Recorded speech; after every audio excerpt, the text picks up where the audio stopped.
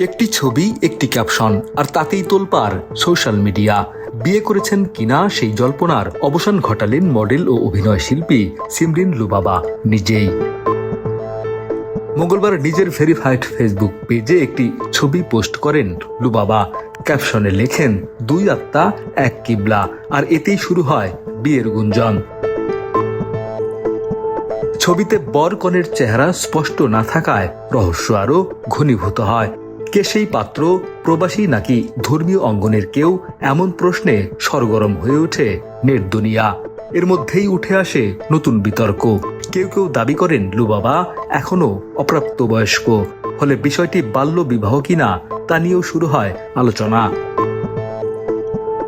অবশেষে বুধবার আরেকটি পোস্টে সব জল্পনার অবসান ঘটান লুবাবা। জানান তার বাগদান সম্পন্ন হয়েছে, বিয়ে হবে নির্ধারিত সময়েই, আইন মেনেই।